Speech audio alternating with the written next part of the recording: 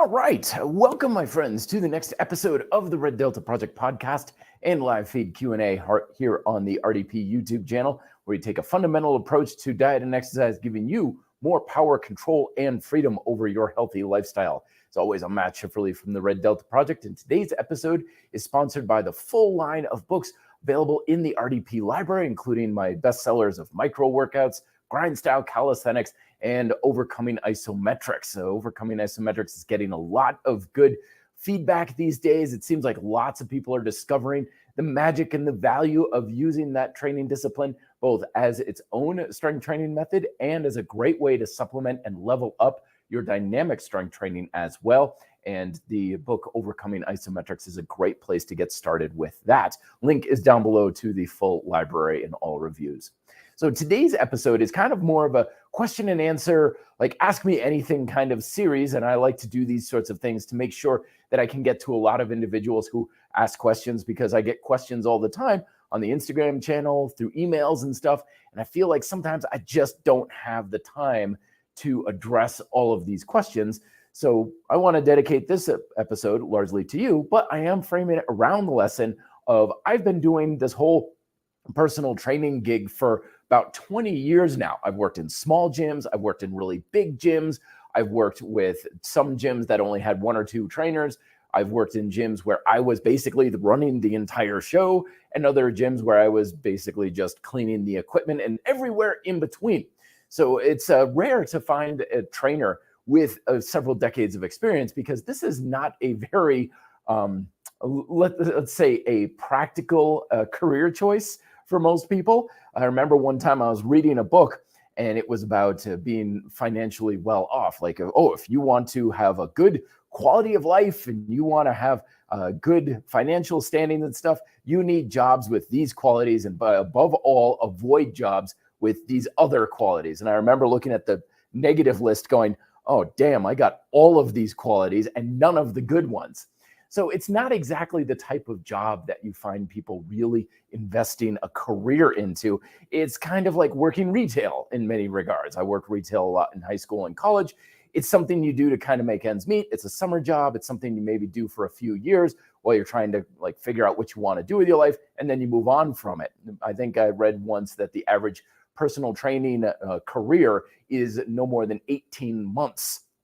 So that tells you how quickly the turnover rate is. So I've got experience is basically what I'm saying. And I want you to just pick my brain, ask me anything you want, whatever you like. It doesn't even have to be about working in a big gym, personal training and all that. Anything you like that you've always wanted to know about me, about health, fitness, weight loss. Let's open up the phone lines and stuff. Let's start off here. Let me get my pad here. All right, let's get started now. Prod Zodi, I hope I'm pronouncing that right. Is loading reflex a necessary component for overcoming isometrics? It is to a degree, yes, because, and I'm assuming what you're talking about is, of course, not so much of a plyometric loading reflex, but the ramp up variation, which is basically when we are applying force against an immovable object. That's what overcoming isometrics are. Then it takes a second or so for the nervous system to ramp up, to get everything to connect together. I always like to imagine in my mind, if you ever see like a freight train, a lot of cars, and it starts moving, there's like this series of couplings where the engine pulls on the first car, and then the next car, and the next car, and the next car, and it goes down the line, and then the whole train starts moving. A similar thing is happening to your muscles. You might be doing some bicep curls, for example, and you tense up your muscles, but then your shoulders engage and your back engages and your glutes and your abs and everything else just kind of links all up. So it takes a few seconds for that all to happen. And it is definitely something you want to pay attention to. You don't want to just take that slack and just suddenly go like jerk on as hard as possibly can, because it can be hard on the stress and the joints and so on. So you definitely want to pay attention to that for sure. But the other thing too is you may be asking a little bit about the cortical inhibition, which is why the Dragon Door Iso chain has a spring on it. Or in the olden days, they used to use barbells. And that is certainly definitely important as well. If you ever wanted to try it, do like an Iso chain, like build your own, do it with a standard chain just linked to the base. and then do it with a really heavy duty spring, and you'll feel a big difference in how much you can proactively contract your muscles. It is extremely, extremely important. All right, next question, Shadow 5. Is it possible to build strength even if I'm in a caloric deficit? Absolutely, for sure. And I'm looking at this from building strength, not muscle. We've got to always, whenever we're trying to frame our ability to achieve an objective, we have to get really, really clear on what the objective is. Because a big mistake that lots of people make in their fitness careers is they chase after one objective, thinking it's something, and then not the other. And this happens a lot with me as a trainer, is someone will say, oh, I want to build a really strong core. I want a lot of strength. And we'll give them good exercise and they'll build a much stronger core. But really, they didn't care at all about strength. They wanted abs. So we have to be very, very careful. Same thing with weight versus fat loss. Oh, I can make you lighter. That's easy. Just lose a bunch of water weight. There's lots of strategies to do that. You're probably going to regain it real fast. But are you looking to lose weight or are you looking to lose body fat? So we have to get very, very clear on what we want. But strength, absolutely, for sure. If nothing else, even there's a lot of strength is neurological in nature. A lot of strength is a, quote, skill. So it's kind of, to a degree, asking, like, can I learn to juggle even if I'm in a caloric deficit? I'm like, yeah, sure. What does that have to do with anything? So for sure. But let's assume you're also talking about building muscle. So it's one of these things that, like everything in fitness, it depends very heavily. There's a lot of good articles over at strongerbyscience.com where, yes, absolutely, if you are in a deficit, it does make it harder to build muscle according to several factors. One is if you've got a long-standing career, like if you've been training and trying to build muscle for the past 15 years, then being in a caloric deficit is definitely going to make it harder. But if you're coming to the game pretty new, like I've never really done this before, yeah, your muscles are so like ripe or fertile, as it were, like a field, freshly plowed field that'll grow almost anything in it. Your muscles are the same way.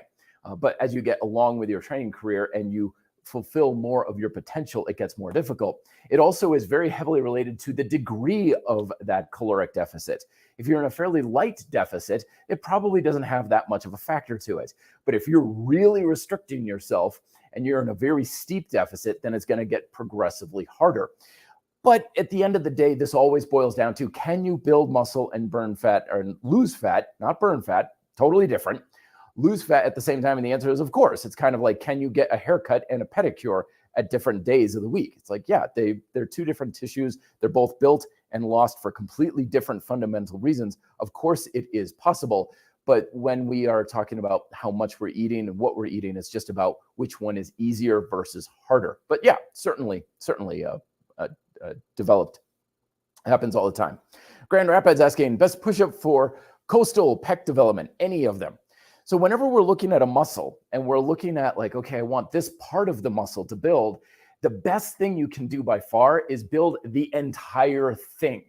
It's like, okay, how do I get my medial deltoid to be bigger? How do I get my upper pecs or my lower pecs or inner pecs? And how do I get this one? Build it. Build the entire thing, the whole thing. Don't piecemeal these things. A big reason why a lot of people struggle to build those little areas is because they're trying to piecemeal their workouts, by like trying to be a sniper. It's like, I got this little square inch of my muscle that I'm working on. And because of that, we're using exercises that aren't very intense. They're not very fundamental as far as basic push, pull, squat kind of movement patterns. And they're not all that easy to progress either. So when you have that sort of scenario, it's really hard to just build muscle at all in those circumstances. So instead, focus on big, big movement patterns and just building up the entire chain as a whole. So I know it sounds kind of weird, but those coastal ridges of your pectorals may depend a lot on how well you're using your shoulders and your triceps as well in your push-ups. So you want everything working. You don't want any sort of weak links to be holding you back from that.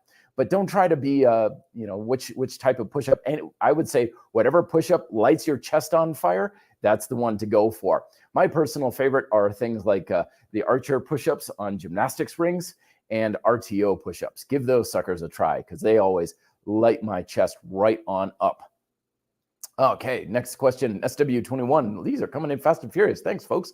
Great to hear from y'all. Let's say I could do one handstand push-up. How do I increase the reps? You're probably not going to very much, because think about it from a percentage standpoint. If you can do one rep, just barely one rep, you're kind of eking it out, right? To do 2 reps, that's a 100% increase. Okay? It's very different from saying, oh, I went from doing 10 handstand push-ups to 11, because that's a 10% increase. So you're looking at a massive, massive jump in performance percentage-wise. So what you want to do is, I would say, don't try to increase that repetition. But as always, whenever we're looking to increase repetitions in anything, it's not so much about increasing reps, it's about increasing the quality and the proficiency of the reps you can already do. The reason why you can't do more than 1 push-up or 10 pull-ups or whatever is because the reps you're doing now aren't good enough to be able to do that. So you want to, if I were you, focus on keeping to 1 rep and really focus on how engaged is your back. Are you using your triceps well? Are you able to really pack your shoulders super, super tight? Are you able to get your elbows in at least to some degree and you're not winging way out? Are you, struggling with your body movement and stuff as you're pressing up? Make it the best damn repetition you possibly can. And also incorporate lighter versions of that exercise. You would never have a weightlifter, for example, say, yes, I do deadlifts, and I only do deadlifts with my max, and I do 1 repetition, like once or twice a week or so. You'd look at that and be like, no, don't do that. You would also use lighter ways. You do 5x5, you do some higher rep training, you do a wide range of resistances and rep ranges for a good strength training program. Same exact thing here. Fundamentally, we're still weightlifting. So still practice pike push-ups, elevated pike push-ups, narrow pike push-ups can be very enlightening as well, where you have your hands closer together. That can be a lot of fun and something I enjoy a lot. So still keep those in your repertoire, because we're still trying to get good at strength, your vertical pressing strength. And then as those things increase, then you will definitely have more repetitions coming, my friend. Best of luck with that. Brent Lisk, love the avatar there. A friend of mine had that very transformer when he was a kid. I was so jealous of him. He got it for Christmas one year. But anyway, asking him thoughts on a carnivore diet, your opinion. Pointless. And that's not just carnivore, that's just any diet. Any sort of dietary approach that's based on restriction is a bad approach to dieting. Because if you ask someone at a party and they're like, what kind of diet do you follow? Oh, I don't eat this, I don't eat that, I don't eat that, I don't eat that, I don't eat this. I'm like, totally wrong approach to any sort of dietary approach. Now, it's different if you're like, well, I'm celiac, I can't eat gluten. I'm like, okay, fine, great, you don't eat gluten. Or you could just simply be, well, I'm vegan, I don't want to eat Bambi or whatever. It's like, okay, fine, don't eat that. But your diet's not going to be good because of that. But in the long run, a diet is supposed to support your body. It's supposed to support you, your emotional need for food, your nutritious need for food, and all these sorts of things. And the more restrictions you have, the worse off the diet is. I don't care if someone's like, oh, carnivore, you live to be 120 and get down to 2% body fat. So freaking what? If you've got cravings and you feel like crap and all these other sorts of things, and let it be known too, that no diet has a monopoly on health and longevity. Anything that you get, any result you get from one diet, you can get with 100 other diets. And the same thing goes with workouts too. I lost weight, I built muscle, I got strong doing this program or this dietary approach. I'm like, great, yeah, you found one of a billion other things that work. Good for you. So I always tell people, when it comes to these sorts of things, what I think about it ultimately doesn't matter. But if you sit down, I'm like, are you really just going to eat basically, steak and salt for the rest of your life? If you didn't have to do it, if you could be healthy as a horse and lean and strong and get all the benefits of it without following the diet, would you still follow it? And 9 times out of 10, the answer is going to be like, oh, hell no. If I don't have to do it, why would I do it? Exactly. You don't have to do it. So why do it? We can get caught up in the debate of, is it healthy? Is it not healthy? Is it good? Is it bad? Who cares? It's a complete waste of time to be asking. The bottom line always comes down to, do you want to do it? I don't care what the benefits is. I don't care what the science says. Do you want to do it? And I can't imagine someone saying, yeah, I'm going to give up all the food I ever want to eat and only eat one thing for the rest of my life. And if that's the case, then go for it. But I sure as hell don't want to do that. If you don't want to do it, there is no good reason to do it. Zero, zip, zilch. And you're probably going to be better off without a restrictive approach. Batsu coming on. Hey, Matt, a while ago, one day I tried to do a one-arm chin-up and somewhat managed to do it, but that was just once in my life without actually training for it. But my brain power randomly, was my brain power randomly 100%? Good question. So here's the thing is I once trained a guy who got a one-arm pull-up at some point, and I don't know if he got it a couple times or it was just a one-time deal, and he'd been chasing it ever since. And yeah, when it comes to especially compound movements, you've got so many variables that come into play. And sometimes, yeah, the planets and the stars align and just the magic happens that one time. And then people are like, well, why can't I do it again? It's because there's a ton of things that have to be just right. But we can take it as a learning experience. Is like, okay, what do you think was happening there? I would bet dollars to donuts that what ended up happening was you had really, really, really good scapular control, because a lot of times our pull-up issues stem from a lack of really being able to use the lats effectively enough and stabilize with our traps and our shoulder blades. And even if it's off a few millimeters, it can make all the difference in the world, again, from something that extreme. You look at power lifters, you look at weightlifters, you look at anybody in a performance aspect, and when you're going to that level of extreme performance, millimeters make all the difference in the world. You can be totally on one day and then have your eyelashes grow a little bit longer and you're totally off the next day. It's such a fine, minute difference between the two. So when we're looking at things like that, great, you got it. Very good. Congratulations on you. But you can't ask yourself to be able to do it on a regular basis or even consistently, just because the chances that you're going to have those magical lottery numbers get drawn again are fairly short. So take it as a learning opportunity and be like, all right, so what did I think was different or optimal in that situation, and see what you can do. And you may not even get your next one-arm pull-up that way, but you'll get stronger pull-ups for sure. Vincent saying, hey, Matt, love the channel. I have 2 teenage sons that are 13. They keep bugging me. They want to use free weights, okay? I tell them that bodyweight exercise isometrics would be better suited, and so on. You got cut off. No, let them do whatever they want. If they want free weights, let them use free weights. If they want to go out and grab a kettlebell, I mean, especially right now, I mean, think about this, Vincent. You know, the majority of kids at that age, right? They're playing video games. They have no interest in training whatsoever. They have no interest in getting stronger. They're showing very little initiative, sort of thing. I mean, back in the day, it used to be that if you wanted to get strong, that was what you did, is you took initiative. But now kids these days, like, God, I sound like an old guy. They don't know how good they got it because they've got all the information right on their phone. They've got everything they need. God, if I had that kind of stuff, or even a simple set of rings or suspension straps in my basement back in the day, I would have thought I died and gone to heaven, because I didn't even have that growing up, kind of stuff. So if whatever they want to do, let them do it. You know, especially at this age, whenever a kid is looking, or anybody, hell, even adults, you know, they're like, okay, I think I want to get stronger.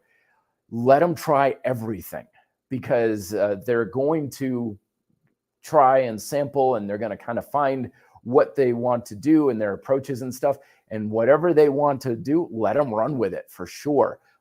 By all means, encourage the bodyweight training, the isometrics, definitely the isometrics, especially when they're starting out, because that's building up that neuromuscular proficiency that most people just don't have very well. But you know, it's not like you need to say, no, don't use free weights, do this instead. By all means, get them some dumbbells, let them go crazy with those as well, and see what develops. Osu boy, how's it going? Hey, Matt, is overhand grip better than underhand grip for a pull-up? No, not at all. It's just different. Use whatever you like for those sorts of things. Again, a lot of times people will say, oh, it's totally different in the activation. Well, hopefully it shouldn't be. Remember, we're still fundamentally doing the same thing. We're using the same movements. Yes, the flavor of the exercise is changed, and you may very well find that some things for progressive exercises change for various things. Like if I'm doing an archer pull-up, I'm definitely going to be doing underhand, because this feels really weird and awkward. To do an overhand, or neutral would be my ideal. But use use as you wish. Some days I wear sandals, some days I wear tennis shoes. It's the same kind of deal. Santiago, it's good to see you, my friend. Hey, Matt, I usually feel like I work my muscles better with a slower tempo. Should I speed up the tempo or okay for muscle gains? Yeah, you can use whatever speeds you like. The thing with speed is it makes it harder to go slower. It makes it harder to go faster too. And there's value for both. So a lot of times people like to just slow things down so that they feel a little bit more in control. But typically, if you're feeling a little stale with your workout, you're going to be making some new roads neurologically if you do whatever speed you're not doing. So if you're doing slow, go fast. If you go fast, go slow kind of thing. It's another tool in the toolbox. It's not like one is always better than the other. You had great questions. Let's see. Grand Rapids asking once again, how to get pull-ups easily. I do on doors. I can get a lot.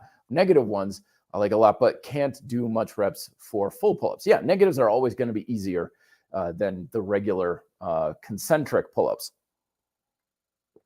So when you're, trying to improve, and a lot of times the lat activation is very, very key. You want to feel like your back is doing a lot of the work, not just your arms. When you're doing them on doors, your grip may be a little bit of a limiting factor.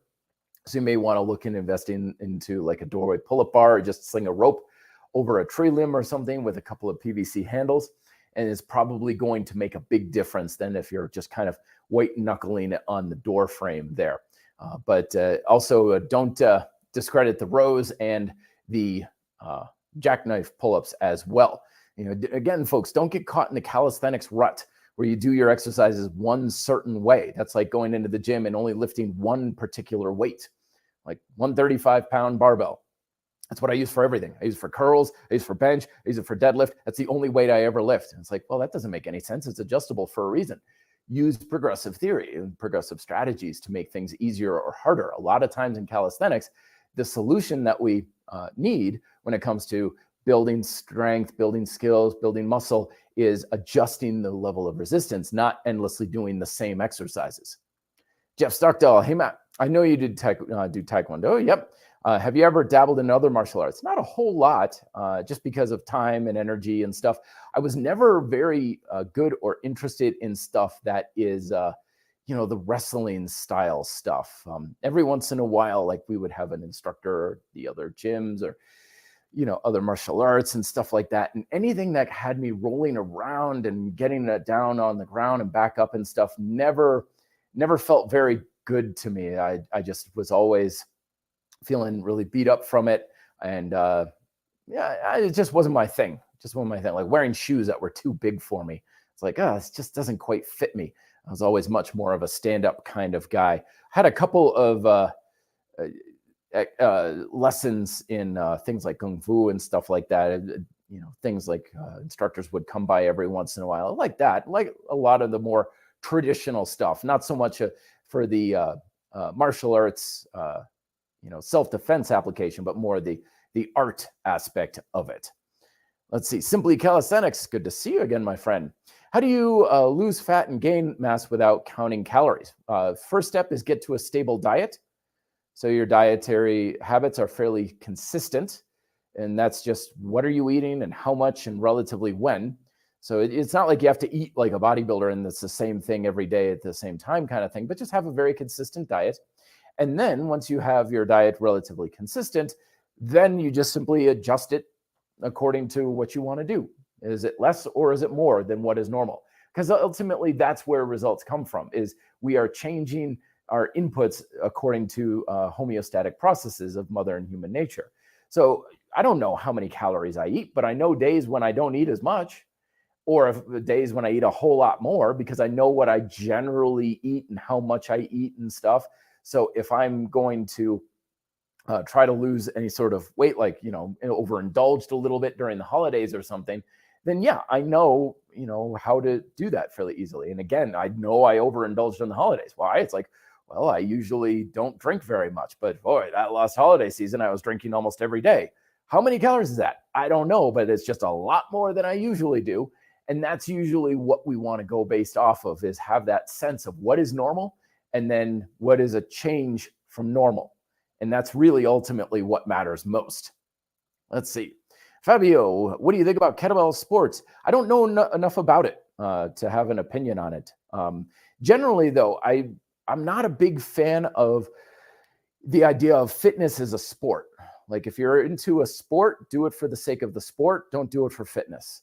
Like, oh, I got into this sport for the sake of losing weight and building muscle. I'm like, if you want to lose weight and build muscle, don't take up the sport for that, because the sport is about training to satisfy the rules and the requirements of the sport, versus fitness is about satisfying the rules and the requirements of physical adaptation. So if adaptation is your goal, go directly after that. Don't worry about the sport sort of thing. But otherwise, I know some people, they're like, well, I just like to play games and make things a contest. Well, like, great, go for it, for sure. Dennis, can you please talk about fundamental body movements? Watch a video about the big six. That's very good. And that's something I'm really interested in.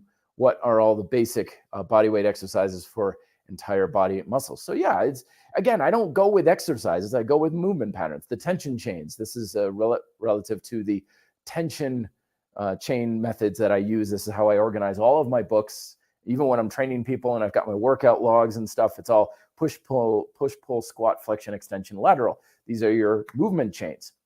So you got your three fundamental movement chains. Push, anything where your hands are working away from your torso against resistance. Pull, it's the opposite direction. And then squatting, which is basically anything where your hip is getting closer to your heel and then further apart.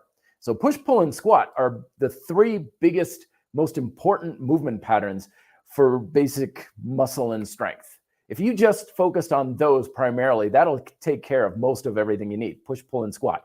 Do whatever exercises you want, use whatever tools you want, use any sort of programming you want, just push, pull, and squat, basic movement patterns. And you can break those things up into different segments too, like bicep curls are a pull chain exercise, but they're just focusing on the one joint rather than the elbow and the shoulder and the scaps and everything. So it's basically just taking a part of it and focusing on a little bit of a part of the movement pattern, but it's still part of that tension chain.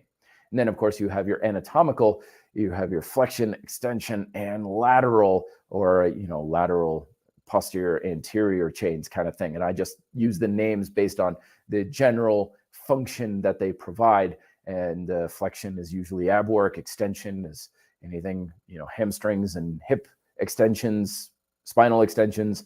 Lateral is anything lateral support, twisting, rotating, that sort of stuff. And so it makes it easy to program. It makes it very easy to break things up, but it also makes things very simple. You don't need 20 million different exercises. You just need to think, okay, what's my push, pull, and squat chains? Great. Okay, good. I got that done. And you can give yourself the freedom to use whatever type of training and exercises you like. It's all going to be roughly the same sort of thing. Because remember, our results don't come from what kind of exercise we're doing or what kind of diet we have. It depends on how well you're satisfying fundamental principles. And fundamental movement pattern of push, having a good amount of resistance in this direction is going to produce roughly the same result, regardless of what you're doing to what you're using to apply that movement pattern to.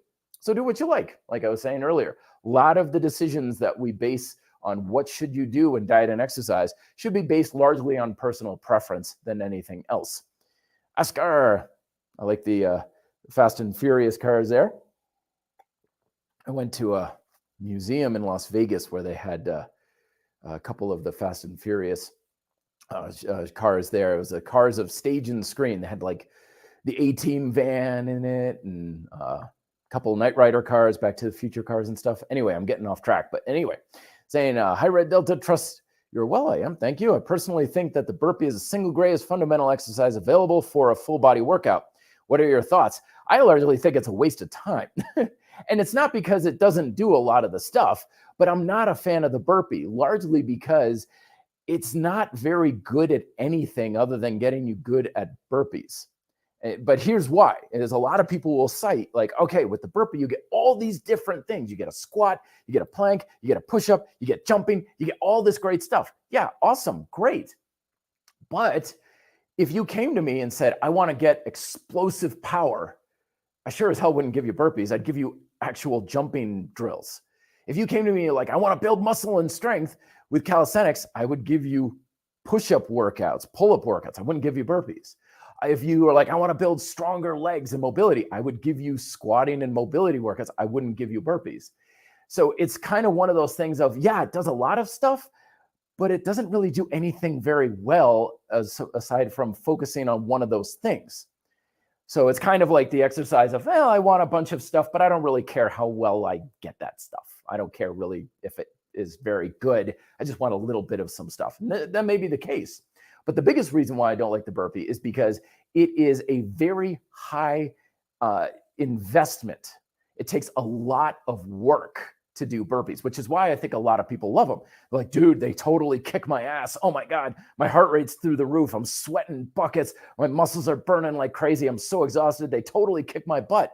Like, yeah, but that's not at all a good litmus test for what makes an exercise effective. I mean, hell, if we're judging things by effort, just come out here to Colorado.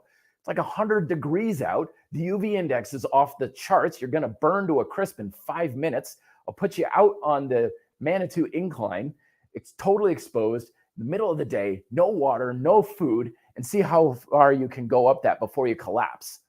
That's going to be an ass kicker. Is it going to be effective? Hell no. And that's one of the biggest reasons I do not like the burpee, is because it's a lot of effort for not a lot of return, for not a lot of comeback. And my approach, that's the whole thing of what Delta represents, is how much can you get for the investment you're putting in? And I don't want to put in a lot and get a little back. It's kind of like, dude, I invested $1,000 and I made $20. Like, okay, great. I guess you're kind of ahead, versus I invested $20 and made $1,000. Okay, now we're talking. And that's my whole approach. And the burpee is just the opposite of that. It's a lot of investment, not a lot of return on it though. Unless, again, your goal is to get good at burpees or just totally kick your ass, which there was a time in my life that would have been my goal. But now I'd like to think, no, if I want to build muscle or strength or power or all these other qualities that, the burpee can bring you, I've got way better ways of doing it. But that's just my thoughts. But you asked for my thoughts. Take it for what it is. Prod one's again asking, can you triple your strength in a year? We're just trying to break a chain this way, overcoming isometrics, since there's a lot of cortical inhibition due to the lack of a live load. I don't know, man. If you triple your strength, I think that alone is going to be a hard sell. That's going to be pretty hard to do, but you can certainly have a big increase for sure. So you have the chain that you're working against, and yeah, there may be some cortical inhibition, but remember that if you're not using a spring or having any sort of live load, it doesn't take the exercise and totally make it not work. It just, you're not quite putting as much into it as you could, but that doesn't mean it wouldn't be effective or that you can't make progress on it. So I certainly think if you had just the approaches that you want, and then you can dial things in. So triple the strength though. I mean, God, you'd be a world-class athlete if most people could triple their strength. It's the amount of progress that people can make is usually more in the short term. Like if you can increase by 20%, that's pretty good, let alone 300%. Let's see what other questions we can do. Deep Blue, can you gain weight via strength training without calorie counting? Absolutely, happens all the time. Most people don't count calories. It's something that just, you again get to a base level of what is a normal diet. Should I eat more? I don't know. There's no way to know. Just eat more and see what happens. If you're getting a lot fatter, okay, you're eating plenty. You don't need to eat more. Remember, a calorie surplus doesn't build muscle, it builds fat, because that's a true surplus. So usually when people talk about a surplus for building muscle, it's like we're talking a few hundred calories a day. I mean, it's a Greek yogurt and a granola bar. It's nothing like, oh, I've got to be eating for two kind of thing. It's not that much more than before. Centauri, thank you very much for the donation, my friend. Much appreciated. Are more sets better than one for building strength? What are your opinions on low frequency training? So think about it like skill development. So when we are trying to get better at doing something, we typically are better off with more volume. And strength is a skill. It takes practice. It's something that we want to get used to. You wouldn't say, okay, I'm going to shoot this basketball 10 times today, and I'm going to make the gym 100 degrees, and I'm going to make the basketball covered in barbed wire, and I'm going to have stones in my shoe, and it's just going to be the hardest, most blood, guts, and tear, like make it the hardest thing effort as possible. And I'm just going to shoot 10 baskets. And then I'm going to have to recover for like a week because that's totally going to kick my ass. Versus I'm going to shoot 100 shots today, 100 shots tomorrow, and 100 shots the next day, 100 shots the next day, all the while trying to get better at doing it. Which one's going to improve your skills? And strength is a skill. So when it comes to, I want to get better at doing the thing, we're talking about a skill, and that typically is better with more volume rather than less. When it comes to, I'm going to totally just destroy myself and kick my own ass, lower volume is the way to go with that, and having more recovery. So that's a good kind of general approach to with your programming to keep in mind. Excuse me. All right, Ravi. Hey, Matt, I have a weekly workout program that involves a lot of different exercises that I like. Very good. But which I think makes it hard to get over plateaus. Should I reduce the exercise variety? It kind of depends on what the exercise variety is, because fundamentally, you should still be doing roughly the same thing. Like if you were like, okay, dumbbell bench press one day, weighted push-ups the next day, and hammer strength chest press the next day, you're still fundamentally doing the same thing, and you are keeping this in a log, right? So if long as you're seeing numbers go up on at least something and you're feeling better, like, oh, these are definitely stronger than before, then no, you should be fine. Progress should be something that is self-evident. Results should be self-evident. But if you are really changing up what you're doing on a fundamental level, that may be a different story. So if you're like, okay, weighted push-ups on day one, and then I do some sort of like a yoga flow on day the next workout, and then I do like band work that is like explosive, powerful. Basically, the bottom line is, are you using your muscles in a different way? That's what I'm saying. If you're using different exercises, different tools, different techniques, but your muscles are still fundamentally doing the same thing, you're good. But if you're really changing up what your muscles themselves are doing from one to the next, you may want to decrease that variety a little bit and get a little more focused on the fundamentals and the basics per your goals and objectives. So like I was saying earlier, like burpees, it's like, okay, day one, weighted push-ups, great. And day three, I do burpees. Okay, your muscles are completely working in a different way. It's like, yeah, you're kind of doing a push-up, but the rest time is totally different. The load is totally different. The speed is totally different. You're basically using your muscles very differently. So you don't have that consistency between the two to create the same stimulus. So that's the way I would look at it. Dennis, I would really appreciate that expert like you. Well, thank you very much. You list all basic calisthenic exercises for muscle growth. What are all elementary bodyweight human movements listed? Will they ensure growth? Well, first off, the ability to build a muscle up and make it bigger depends on a hell of a lot more than your exercises and workouts. I always give the analogy of building a bonfire. Okay, if you went to a party and you're like, we're going to build a big kick-ass bonfire. All right, what do we need? Okay, we need plenty of wood, and we need some sort of kindling. We need some starters. We got to make sure it's in a safe area. We're going to have a couple fire extinguishers, make sure there's no tall grass around, and we're going to make sure that we've got a good place to have the safety of it's not, going to topple over on anything. There's so many things to building a big, huge, kick-ass bonfire that you got to consider.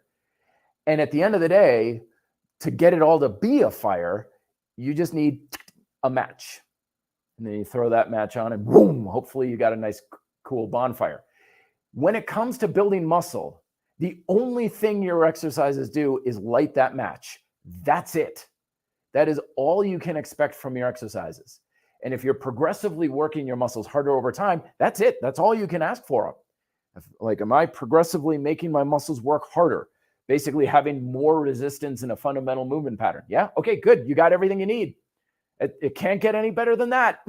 That's all that exercise could possibly do for you. If you're like, I can work my muscles progressively harder in the basic movement patterns, good, you're done. Don't look for anything else because there's nothing else to it.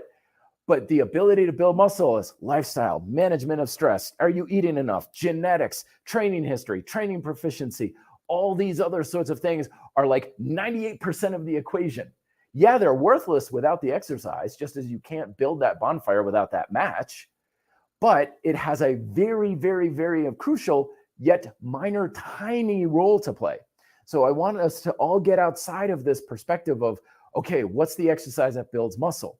Like, no, exercises don't build muscle. All they do is they create a stimulus. That's it. That's all they can do. If you've got that, you're progressively working your muscle. It's as good as it's going to get. Move on. Don't think, okay, so what about doing weighted push-ups on this day? And I've got dumbbell bench press. And wait, what if I did archer push-ups when the Mercury's in retrograde? And all these other ways we can think about it. It's like, doesn't matter. Progressively working your muscles. Yep, good. Okay, check mark. Workouts as good as it's going to get. Move on, kind of thing.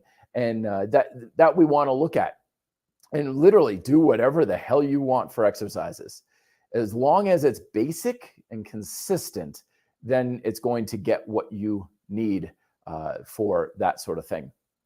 James Woods, how's it going? Hey, Matt, a rotator cuff exercise is necessary.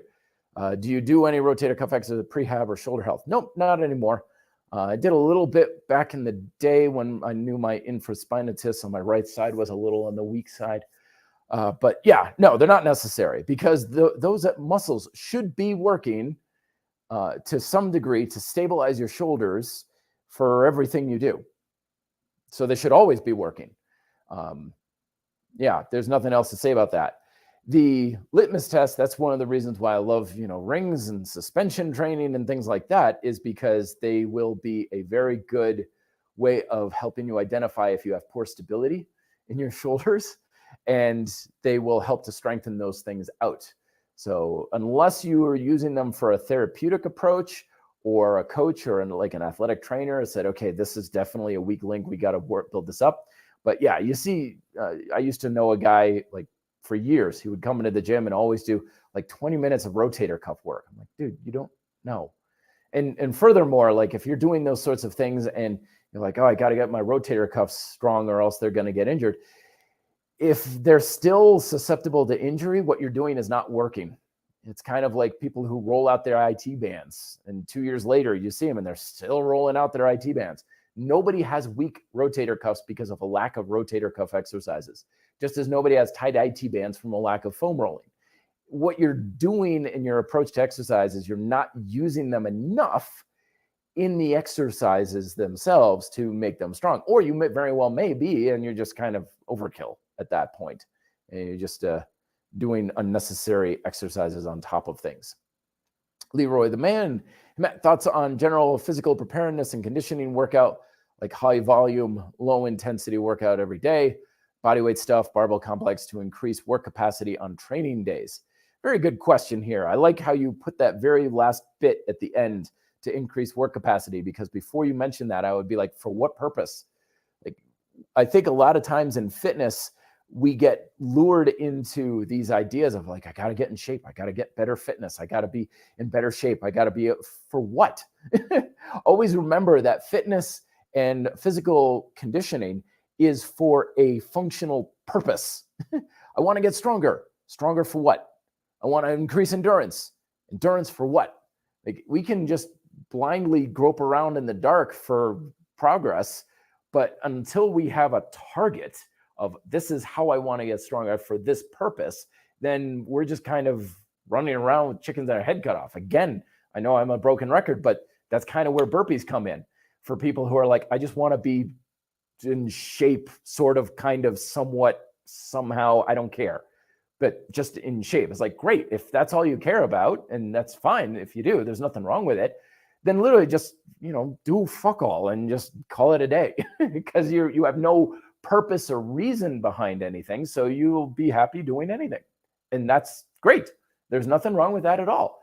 But if you have more of a purpose, like you're saying, I want greater work capacity in my workouts, now you have purpose.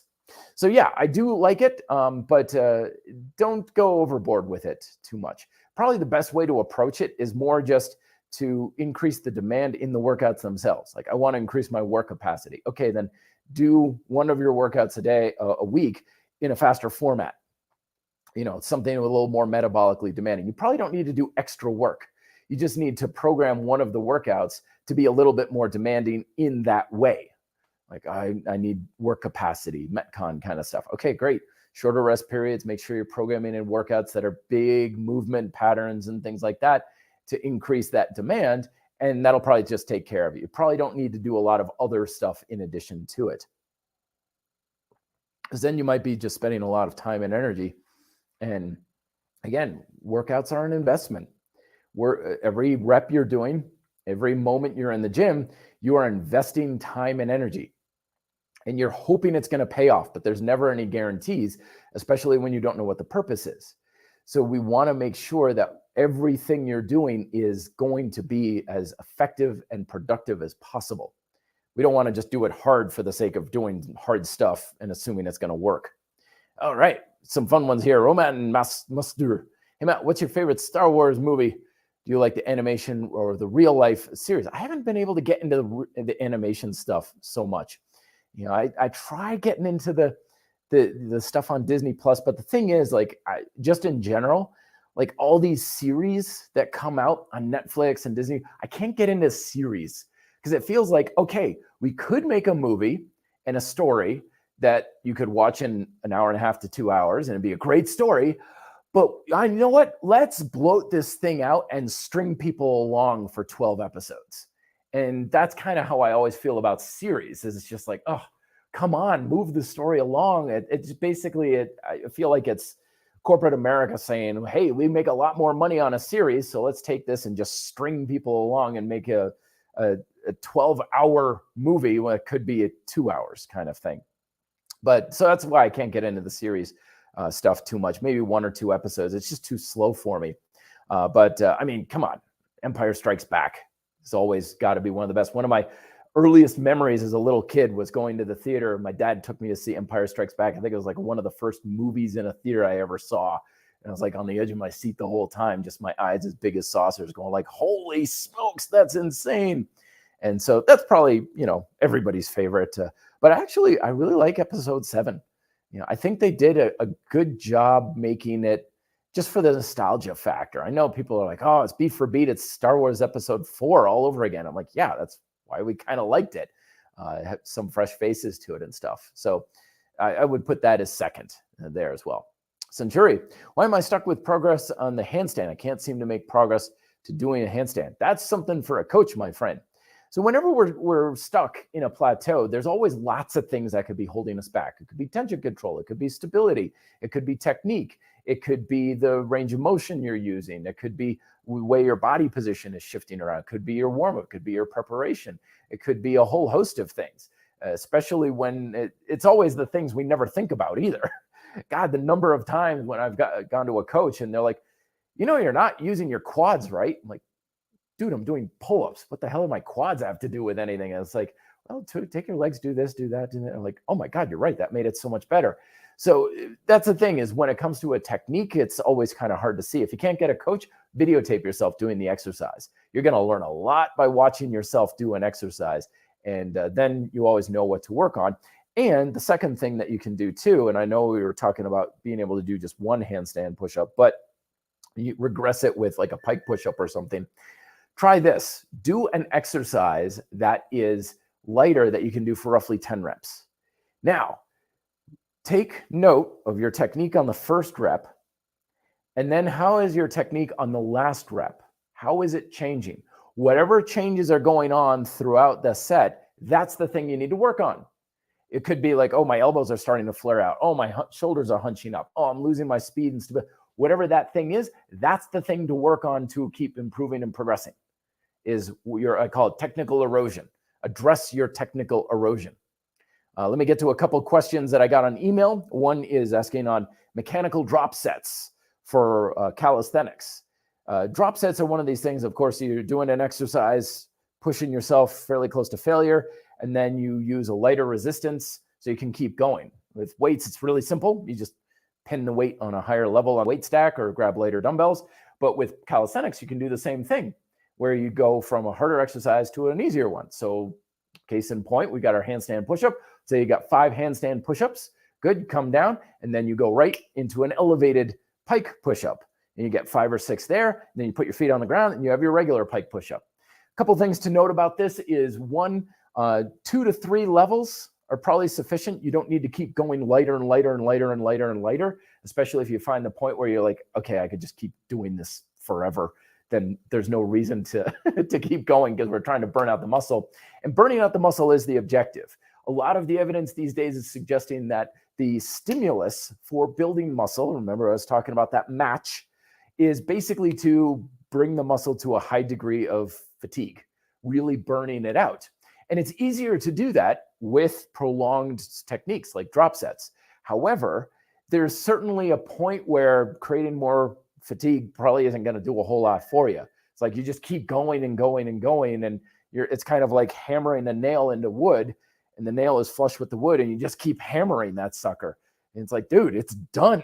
Like cooking a patty on the barbecue grill until it's charred briquette kind of thing. It's like you went past the point where it's finished. So I like drop sets for the sake of let's make sure it's thoroughly cooking the muscle, but we don't need to just keep going and going and going. 2 levels or so. One of my favorites is to do like dips, and then you do push-ups right afterwards.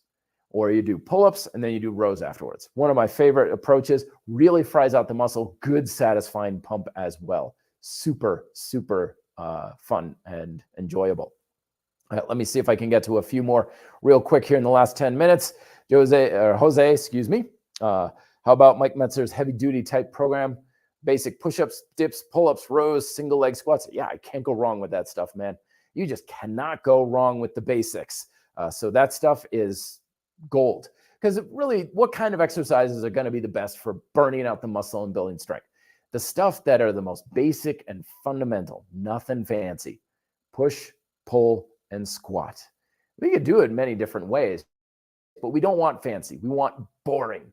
If I give someone a good program and they're like, I know these exercises, like this is nothing, like I've been doing these for years. I'm like, good, that's exactly what you want. You don't want to be like, oh, I've never seen that before. Oh, that's a new exercise on Instagram I haven't tried. Maybe that's the secret. That stuff never is nearly as effective. Okay, Brian's coming back again. Thanks for the response, Matt. In regards to your comment about my avatar, yes, G1 Omega Supreme. Yes, that's the name of it. I forgot. Thank you. I meant to ask. Got them for Christmas as a kid. You still have them? God, you could probably sell that sucker on eBay for a fortune. I took some old Legos to a Lego exchange place the other day and got a pretty penny for some of those as well. But man, that stuff is really, really popular these days with our generation. We're all, hey, at the end of the day, let's face it, we're all 15-year-old kids. You know, every guy is an insecure 15-year-old kid. That's why we all want to build big muscles and get as strong as possible. No, it's about health. Sure, sure. That's why I do it. Yeah. Goju asking, what do you think about anabolic effects of fasting ketosis? I think it's probably overblown. Again, like other diets, it's like, oh, this thing is the greatest thing. This is causing all this stuff to happen. Always remember, no diet or exercise program does anything special or unique. Nothing. It's like, yeah, but it makes this hormone do this and it's all these enzymes. No, that stuff is already happening. The only reason why anything works when it comes to diet and exercise is because it changes or influences the speed at which the fundamental process of which your body is already working on. Everything in fitness is about speed. It's just speeding up or slowing down the rate at which something is already happening. You already have anabolic effects going on in your body on autopilot. You already have fat burning. You already have, protein synthesis. Everything you need to get the results you want is going to happen completely on autopilot without any intervention whatsoever from you. All you're doing with diet and exercise is speeding or slowing things down. That's it. That's all you can do. It's like driving a car is somehow a magic car that's going to forever drive forward. And all you're doing is you're directing kind of which way it's going to go, but it's going somewhere. So whenever the people are like, oh, you do this diet, you make this magical process happen. No, you don't. It's already happening. You're not doing anything special. You're not doing anything unique. They're just trying to find some way to make their diet sound special, and it's not. And it's not, because the stuff that works the best isn't special. That's the important thing. Like push-ups. Is there anything special about it? Nothing whatsoever. Is there anything special about doing pull-ups? No. The thing that gets the results is the special stuff you bring to the exercise. It's not what it brings to you, it's what you bring to it. If I take a paintbrush, I'm like, will this paintbrush be good for painting a masterpiece? No. The ability to paint a masterpiece comes from me and what I'm bringing to the brush. It's the same exact thing with the exercises and the diet and everything else like that. The special stuff is you. It's not the diet or the workout program. Dan Elsek, hey Matt, is there a difference between 2 holds of 45-second isometrically versus 3 holds of 20 seconds, or is it more personal preference? At this point, I would say it's more personal preference, just because the amount of tension that you put in initially is always going to be pretty high and max. It's not like with dynamic exercise, like with weights, where if you want more tension, you need a heavier weight, and therefore you can't hold it as long. But with isometrics, you kind of break out of that tension and volume dichotomy, which is one of the massive advantages of it. So you can always train maximally for whatever time. It's generally, but what are you going to feel strongest on? If you're doing a 45-second hold, after 25 seconds, are you just kind of like, all right, watching the clock, come on, tick down kind of thing, like you're just doing it to get it over with? Or 20 seconds, you're like really giving it everything you've got, and oh, good, I'm done in 20 seconds. There's a sweet spot in there. Me personally, I find that 15 to 20 seconds is a really good amount of time. And more than that, I tend to more pace myself. But that may just be me. Who knows? Bradley Pilgard, what and how do you maximize bodyweight leg exercises for growth other than heavy-weighted squats? Thanks for the information and books. Awesome, awesome question. So first and foremost is range of motion is your friend. So ass to ankle, as I like to say. A lot of us have poor ankle and or hip mobility. So increasing your ankle and hip mobility so you can get in a super deep squat comfortably is key. Check out Al Cavadlo's pistol squats for an example of what I'm talking about. Second is go with exercises that that are not inhibited by your stability. So a lot of times when people are doing pistol squats and they're like, okay, here we go, pistol squats, and they get done and they're like, well, it's more of a balance exercise. And they're absolutely right, because the way they're doing it, the stability requirement is so high that they can't be stable enough to really push the muscles very hard. That's why I almost always recommend doing pistol or hover lunges or whatever with some degree of upper body assistance. I almost always do at least a little bit, even if I'm just like, a lot of times I'll have a vertical post or something here and I'll just put my hand against it like this. I'm not like grabbing on, I'm just putting my hand on it just a little bit, or even hands against the wall works very well. Just a little bit of assistance, so that way it can really be about building muscle and strength. And then with those sorts of things, you'll probably be able to load it up pretty quick and easy with just like a 10-pound, 20-pound weight vest, holding on to a light kettlebell, something like that will fit the bill for you there. Let's see if I can do lightning round here. I should do these Ask Me Anything ones more often. You guys have some great questions. Breakfast egg, what kind of split should I do? Whatever one you want. Probably doesn't really matter very much. Remember, most of what makes a program work is just whatever you prefer and whatever you can stick to. As long as you're getting roughly the same kind and type of work in, then it probably doesn't matter that much how you do it.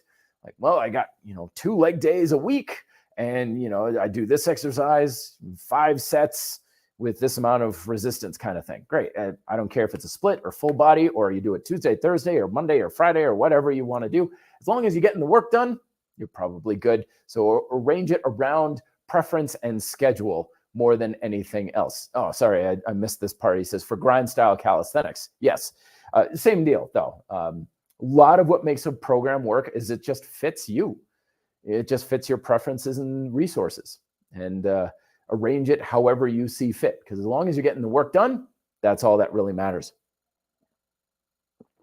All right. Mike, kind of off topic, but apply your methodology to improving techniques on guitar. Oh, yeah, sure. As they say, as you lift, so shall you live. So a lot of things that are lessons we learn in the gym can be applied elsewhere in life. That's the true litmus test of whether or not what you're doing is really effective, is when people come to me and they're like, oh, I'm starting to notice these benefits in other areas outside the gym. Like when I climb stairs, or when I'm Now I put on my socks and I'm so stable on one leg versus feeling like I'm going to fall over and stuff. It's like, yep, that's how you know you're really getting somewhere in personal transformation, is when you have the benefits extend elsewhere in life as well. Digital Monk Gaming, it's good to see you again, my friend. How you been? How realistic is using micro workouts intuitively based on simply how the muscles you would use on a given exercise at that time? I think pretty realistic.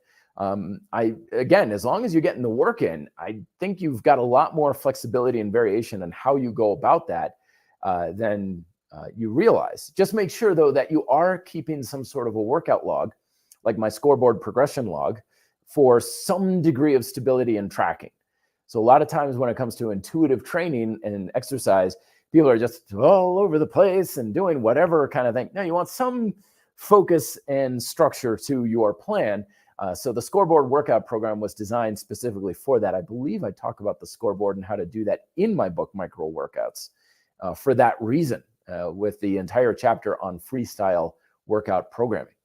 Kickboxer 69, hey Matt, what do you think should contain a good starting functional plan for beginners? The fundamental movement patterns, my friend. Fundamental movement, but fundamentals for what they want to accomplish. So when it comes to strength, I mean, push, pull, and squat. My boss over at the Bodyweight gym told me, it's like, Matt, the bottom line is, because we were talking about like human flags and one-arm pull-ups and all these other sorts of things. And he's like, here, 80% of the people out there, if they can do 10 to 15 good solid push-ups, a few good solid pull-ups and lunges with good form, that'll probably take care of what most people need as far as strength and conditioning goes. And then you build off of that. But remember, it depends on the activity you're doing too. So martial arts in example. Okay, so lunges, basic movement pattern, sure, great. But if you're a martial artist, what are the fundamentals of the martial art? Sidekick, front block, reverse punch, these sorts of things. Those are the fundamentals of that. What do you learn as a beginner, right? Day one, this is a front kick. This is how you punch. This is a sitting stance or horse stance, as they would sometimes call it. So the fundamentals are what you want to focus on. And as a beginner, it's real easy to get lured by the fancy, latest and greatest stuff.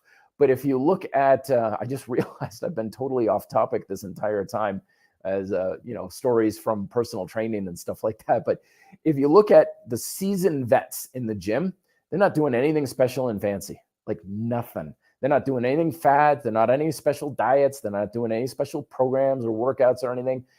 They're the simple, basic, boring stuff that got them the advanced stuff. And that's exactly the same stuff to do as a beginner as well. All right, let me see if I can get to a last couple here. And remember, folks, if you have pressing questions that you really want to ask me, you can just DM me on Instagram at Red Delta Project. And that's going to be the thing to focus on. Excuse me, losing a little steam. Did not get a lot of sleep last night. For good reasons, though, not bad reasons. Breakfast egg. If I work out only using overcoming isometrics, would I build dense muscle? I don't understand this dense muscle thing. I know a lot of people like muscle density, this and that and sort of thing. Muscles get bigger or they get smaller. That's it. If there is any difference in density, it's probably not going to be anything that you really notice. So either way, too, who cares? Do the isometrics anyway, because it helps you build more muscle and strength either way. Is it more dense or whatnot? I don't know. It probably doesn't really matter either way. Binary surf. Hey, Matt, after getting strong on pull-ups, repping 10 plus, congrats. Do you think muscle-ups are worth as a progression to pull-ups? Thanks for sharing. No, I don't actually. For much the same reason of the burpees there. It's two movement patterns tacked together with one another. And so I always kind of use the analogy because I always looked at bodyweight training. Like I want to do whatever I was doing in the gym, bodybuilding style. And I wouldn't go over to the pull down machine and go like one pull down. Okay. And then over here to the dip press. Okay. And back over, one pull down and then back over and dip press. And people are like, what are you doing? Like just sit on the pull down machine, get your 10 reps. Then you go over to the dips, get your 10 reps there. What are you doing this back and forth nonsense for? And that's essentially what a muscle up is pull up into a dip down to a pull up into a dip. It's like, if I want to do pull-ups, I don't want to dilute the stimulus with dips. If I'm doing dips, I don't want to dilute the stimulus with pull-ups. Plus the muscle up, the hardest part of it that everybody has trouble with is the transition. So when you really look at it, to get good at a muscle up, we're really looking at, I want to be a strong transitory athlete between pull and push, which maybe that's important to you. If you were a calisthenics athlete in sport or gymnast or whatever, yeah, that's damn near important for sure. But I don't care about that. Like if I never did a muscle up in my entire life, it would be no great shakes. There had a little bit of a period where I was like, muscle up, that'd be kind of cool. And I had some coaching from a friend of mine. And in a week, I went from doing 1 on a good day to consistently getting 5. And at the end of the week, I was like, 5. Yeah, big deal, whatever. Like it didn't change anything. It didn't make me stronger. It didn't make me a better athlete. It didn't make me look any different. It's just now I can do this thing that I honestly don't care about. Whoop-de-frickin-da. So the muscle up is a skill. It is something, again, to pursue if the muscle up itself is important to you. But if you came to me and saying progression from pull-up, progressive pull-ups, go into more of a close grip, and then you start going into commando and archer style, or do it off of, heavier things like weighted pull-ups. That's how I would progress it. I almost don't give muscle ups to almost anybody, just because what do I care of my ability to put a dip in with my pull-up workout? Repent sinners. I like that name. Hey, Matt, do I need to eat on days when I'm completely sedentary and do no exercise? For sure. Yeah, because remember, my friends, your ability to get the results you want does not depend on what you do on a 24-hour period.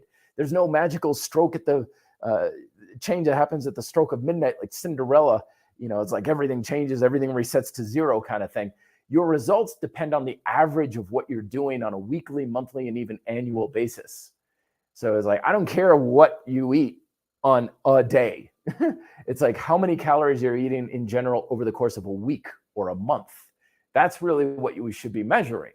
When we get too finite, like, okay, this is how many calories I got in this day, or how many calories I ate in an hour, and so forth. It's too nitpicky kind of thing. So keep your diet consistent, my friend. If you want to eat less, then eat less overall, but don't feel like you need to make dietary changes because of a 24-hour change, because 24 hours is not long enough time to really make anything meaningful happen in either diet or exercise. It's the week-long and month-long process that's much more important. Jackie Waukee, I love the Garfield all jacked up avatar. Hey, Matt, how would you approach any exercise movement pattern with bringing proficiency in mind? Well, exactly as I was saying before, it's an amazing thing that happens whenever you just set your mind to, okay, how do I do this thing better? The answers start coming. It's really weird. Like in the martial arts, again, we all go through this phase, usually when we just kind of become black belts and like, okay, I know a front kick. Yeah, I know front kicks. I learned that as a white belt. I don't know if front kicks pretty good. I don't need to make my front kick a lot better. And we can go through that period for a long time. Like it's as good as it needs to be. It's as good as it's going to get. But then if you stick with the martial arts long enough, you start really getting into the proficiency and you're like, okay, I've really got to get better at a front kick. And just looking for ways to get better at basic movement patterns, the answers will come fairly readily available. And like I said earlier, videotape yourself and how is your technique breaking down under fatigue will be good litmus tests for things you should work on. Adnan Bosnian, excuse me. Can't talk today. Hey, Matt, my left leg is more flexible in the ankle. It's more sore after doing lots of bodyweight squats. Right ankle is stiffer and keeps turning to side. Is my left leg working, getting stronger, or is it weaker? Could be a combination of the two. You could have some muscles that are stronger, like adductors, and then your abductors are weaker and so on. So I would recommend really putting a lot of attention towards some unilateral work if I were you. Things like lunges, split squats, things like that. And case in point, we were talking about proficiency. You're noticing these things like, oh, my ankle is turning out. My foot is turning out on my right side. And I know it's kind of a weird or just not a very satisfying answer of like, okay, so don't do that. Don't turn it out. Try to do the lunge or the split squat without it turning out. And you're going to start to notice what things need to be stretched, what things are going to gain mobility, what things need to be stronger, and so on. Jordan asking in this random, but I'm a religious person, and I truly believe in the dogma of my religion. Therefore, I have to remind myself that fitness and religion are two different things. Absolutely, for sure. There may be very many carryover lessons that you can apply. That's a good thing. but don't feel like, they are one and the same. And I think a lot of times we take too much of that perspective on fitness. The bro science guy, I'm blanking on his name, sorry, but you go on the YouTube, you find him. He's got a great episode on why lifting is a religion. And it's funny as hell because that's his shtick. It's gym comedy, of course. But it really kind of is like a lot of people take this to a religious cult status. And I personally, I'm like, dude, it's not that important. It's not that. It's a means to an end. I look at exercise as just a means to an end. It's there to get a job done and then get on with your life. It's not an identity. It's not something that I build my self-worth over or anything. It's like, I got a pull-up bar over there. I hang from it, do leg raises, and do some pull-ups while I'm waiting for the water to boil on my pasta or whatever. That's all it needs to be. All right. Chucklebitter Finn, yo, Matt. What's your daily life like? Sometimes I feel like you just live and breathe and make valuable content. Thank you very much, but it's farthest from the truth, my friend.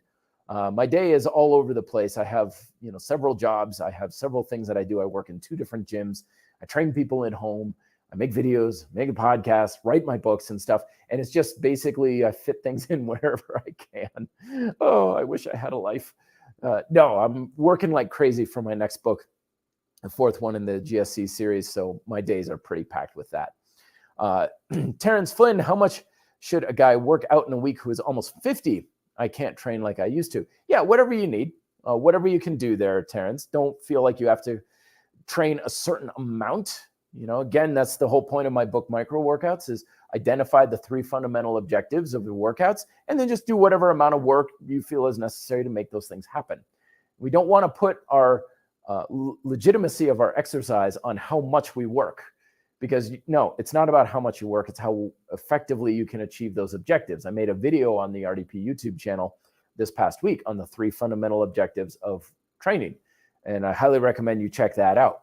And train as much as you need to get that. In most cases, it's probably going to be a lot less than people realize. That's why I call that book Micro Workouts. It's actually nothing about short workouts.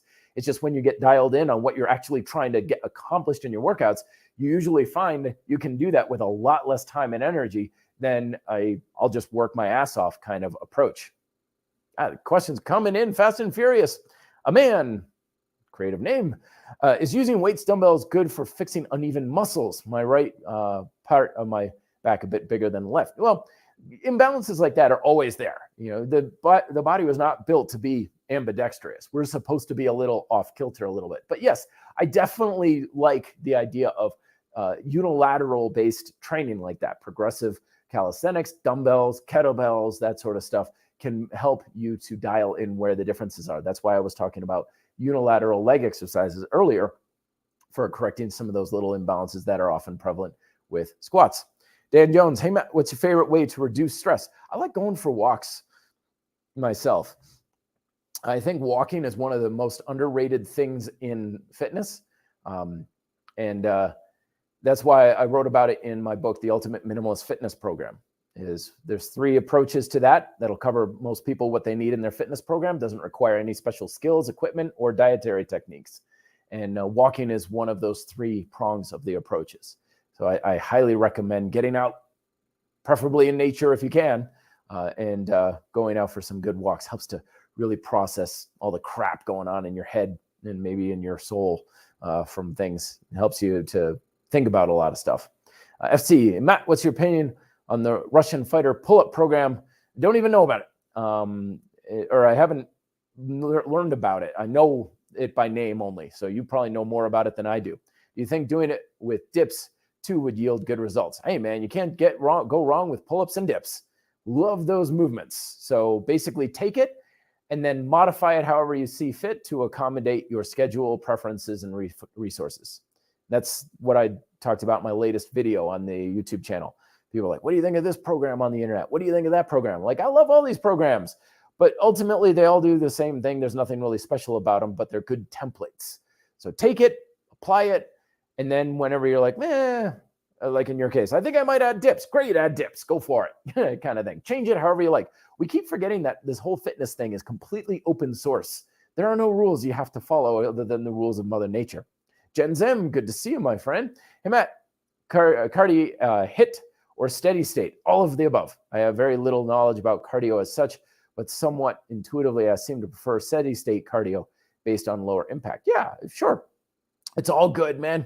It's all very good. I know you get those fanboys and doom and gloom people like, that's the worst thing you could do to your body. That's bad for you. That's great for you.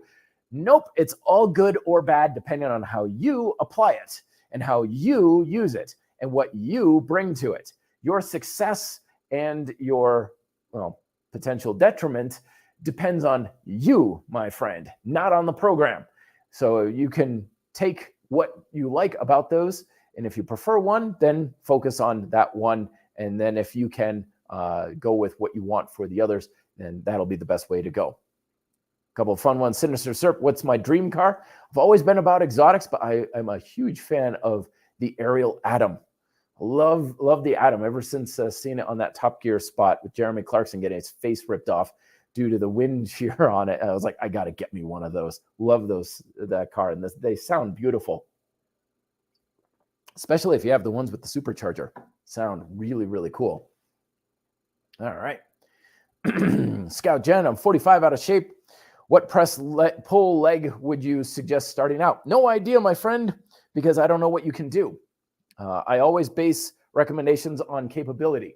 Never age, never even general fitness or anything like that. Like I'm overweight or I'm 45 or like, I don't care. What can you do? Do you struggle to get out of a chair? Can you do pistol squats first thing in the morning? Yeah, I don't know what you can do. So you always start with what you can do relatively easily. That's why all my books have progressions to them that start off from very easy to ridiculously hard. So you start off with very easy and you're like, oh, that was too easy. Let me try the next level. It was a little harder, and you dial things in. But the rule of thumb is always start with what you can do. Stan Cormy, how much protein do you take per day? No idea. Again, it's just fairly consistent. I get protein at each meal. And then sometimes I'm like, I think I might want more protein. And then I just ramp it up from there because it's more than what is normal. Alex N, hey, Matt, I got elevated temperature and haven't done a workout. In almost 2 weeks, lost 8 pounds of body weight. You okay, my friend? Geez, elevated temperature is nothing to sneeze at. This happens every time I don't work out for some time. I don't know why. That is worrisome. See a doctor, please. Please get checked out. Elevated temperatures means your body's fighting something. That's worrisome. Please get checked out. Karsten, hey, Matt, working out the legs once a week enough. Example, sissy squats, leg curls for strength and growth. Get a compound movement in there as well. I love sissy squats and I love leg curls. I think they're fantastic, but I would get some sort of lunges or squats in there, maybe some jumping to balance it out. But yeah, once a week, I do a lot of leg training once a week as well, especially if I'm doing a lot of skiing or mountain biking and stuff that's very leg intensive as well.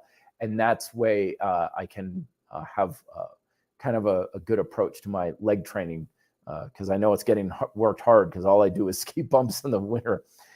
Colin, horse stance, underrated, overrated, properly rated, worth doing more than one set a day. I love that type of technique for sure. But I would go, I get this question a lot in the martial arts. I think it's because there's this lore about the horse stance in martial arts being good for developing strength in the legs. Squats are still better though. If you're hitting the squats or progressive lunges and stuff like that, and you are getting things done, horse stance should feel easy. You should be able to just sit there for like 10 minutes and be like, this is a piece of cake. Ideally, Michael's in the house, Drop Weight Daddy. Check him out. Check him out. His book, folks. Temple Maintenance. Good book. Highly recommend it. Wrote it just hot off the presses. Oh, man, we are running long on time here, but so many great questions. Hey, Matt, got more time for how much time to get an aesthetic body? I've been hitting the gym for 4 months, feeling a little buffer than before. Yeah, it's weird. You should notice, especially starting out, you should notice some sort of changes in the first several months. I started to notice changes after about 6 months and stuff, but it's the long game too. People often underestimate what they do in the short term and overestimate in the short, underestimate in the long term. And I know it's a cliche saying, but it's true. People all the time, they're like, I've been working out for 2 months, nothing's happened. They give up. But then people will be like, I've been working out for 2 years. It doesn't feel like anything's happened, but I saw a picture of myself the other day and whoa, I have made some changes. So take it as it will. It happens on its own pace and own accord, different for everybody. So Cal, I was in a motorcycle accident, ouch, 15 years ago. My shoulder pops out every now and then, and it's so annoying. So I would look into the rings and stuff, see if you can't improve some of that stability. I don't know why it's popping out. I don't know what the injury is, but stability is probably going to be the thing that I would look for. Remember, you're only as strong as you are stable. So having some training with a little bit more of a requirement on your stability is probably a good thing. See if I can get to the last ones here real quick. Mariano, hey Matt, I'm having a hard time activating my calves, even with overcoming isometrics. Any advice on foot position? Don't worry about foot position. Think of just get good at activating your calves standing. Just simply standing, not even with a calf raise or anything like that. So standing like so and flex the hell out of your calves. I can do it very easily because I've got good mind-muscle connection, but also keep your hamstrings, your glutes, and your quads engaged as well. We don't want to isolate. We want to integrate. So have your whole leg engaged and maybe slightly curl your toes like you're gripping the floor with your toes. That might help a little bit as well. Dan Jones, hey Matt, what's your opinion on Mike Metzer's one set to failure training with calisthenics? We covered this a little bit earlier. I like it's one work set though. It's not one set in the workout. There's warm-up sets and everything like that. And for the most part, people have one or two good sets in them for a workout anyway. So I think it's something a lot of people should explore, but it's not right for everybody. Some people like to go with a little bit more of a gradual approach to burning out the muscle. Some people can get it done in one hard set. It's largely due to what do you prefer and what do you naturally go with. Next question. Did you understand that your programs that you teach are all a scam? Oh, every day, my friend. There's no such thing as a scam program. That's the thing is as long as you're getting work, it's going to get the work done. The only things that you want to look for when you are having a program is one, if it's just misaligned with your goals. So don't do 100,000 burpees if you want to build strong legs because it's going for one goal versus the other. Two, is it balanced? That's the other thing is when you have a program that is all push or all pull, or all upper body, no lower body. That's the other thing that's you want to look for is if there's not good balance. And then the other things that don't make a program work is it not going to work for you in your schedules and stuff? So if it's too much volume and it's too many things and it doesn't work with your preferences, then no, it's not going to work. But remember, the effectiveness does not come from the workout. It does not come from the program. The program just gives you direction. That's it. That's all it can go for. So when we are looking at a good program, all we're looking at is, can I stick to it and is it going in the right direction? That's all you can ask for. If you've got that, it's as good as it's going to be, regardless of what it is.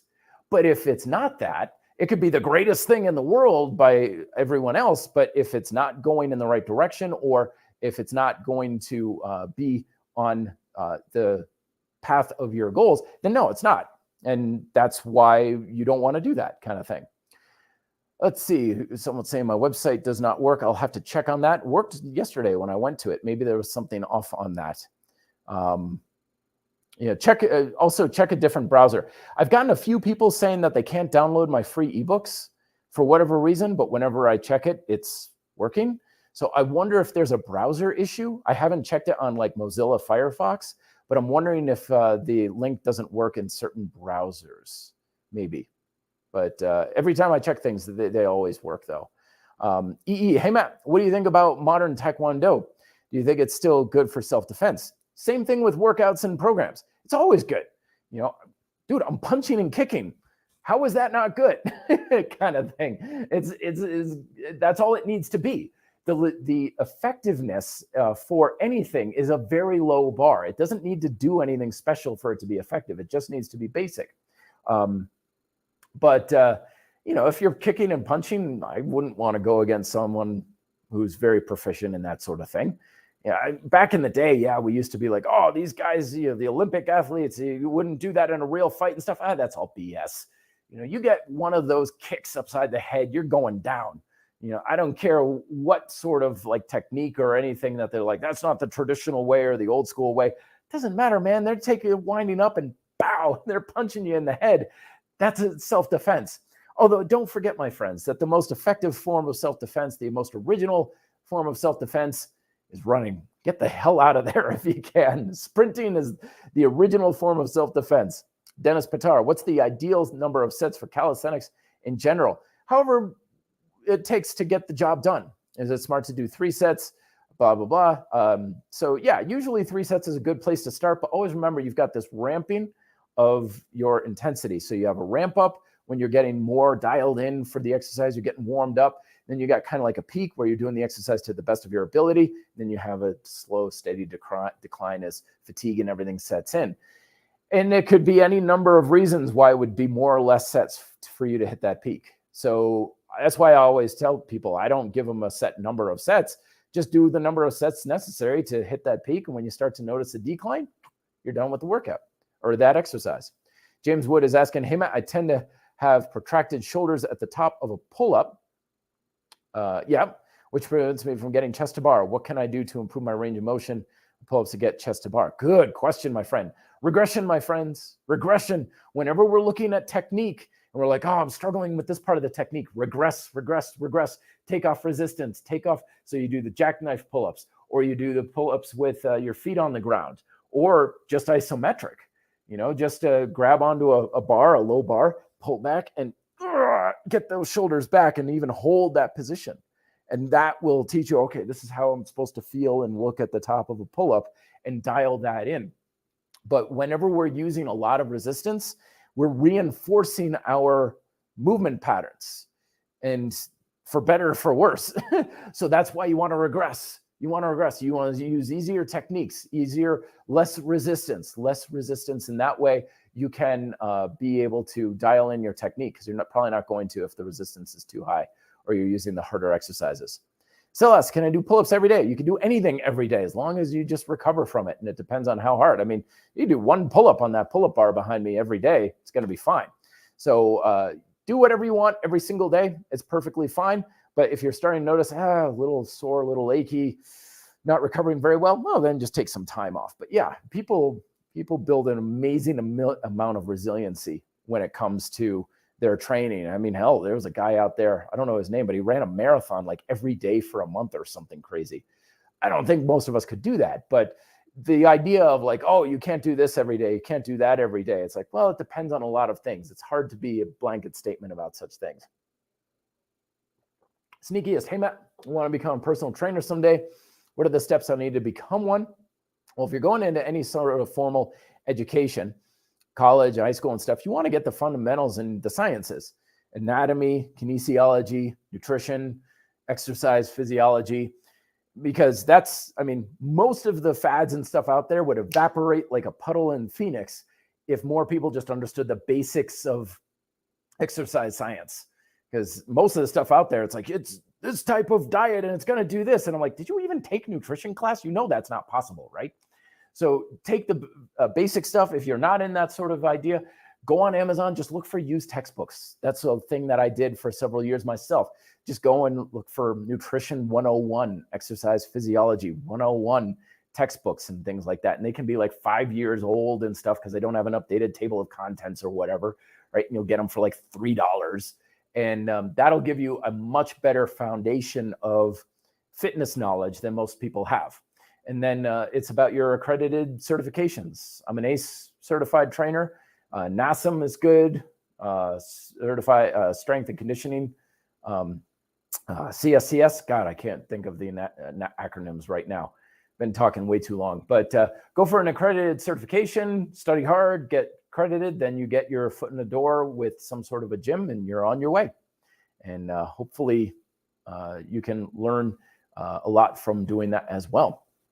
Dennis, what do you think about facial exercises? Ooh, do face muscles work the same as the rest of the body? Will it cause any negative consequences of face, like wrinkles? Oh, no, I don't think it'll be anything negative. I think it's probably a good thing. I know in Japan, they used to do a lot of like facial exercises, like at the start of the school day. It was a regular part to make sure that they are at least taking stress out of the face and around the eyes and things like that. So I think it's probably good. I mean, it's muscle. Muscle can be conditioned. Muscle can be made stronger. It's probably a good thing to look into. It's probably one of those things that's low cost as well. Very good. Desterone, hey, from Boston. Hey, fellow New Englander. All right. Best supplements for anxiety, depression, and fear. Walking. Get outside. Get outside. Get away from your phone. Get away from the internet. Like I was saying earlier, get some process time for your own brain. We've got all this information. I'm contributing to it right now of everybody's telling you stuff left and right, 100 different things. Get outside. Get away from it. The world is a much better place if you can just manage to get out into it. Because this sort of thing right here, this isn't real life. The internet is not real life, my friends. Get away from it when you can and decompress. And exercise as well, preferably outside. Hello, I have a bad left shoulder, which causes my back muscles on that side not to activate. Do you have any recommendations on isolating those muscles on that side? No, do not isolate, integrate. So isometrics. I know I'm a broken record with that sort of thing, but that's probably the best place that I would go with that as well. All right. My goodness, lots and lots of questions. I'm sorry I can't get to everything, folks, but I do have to unfortunately run. This has been going with the ability to answer lots of questions. I promise I will do more of these as well, and we'll get to a lot more questions. Again, if you want to ask me anything specific, DM me at Red Delta Project on Instagram. Follow me there on Instagram.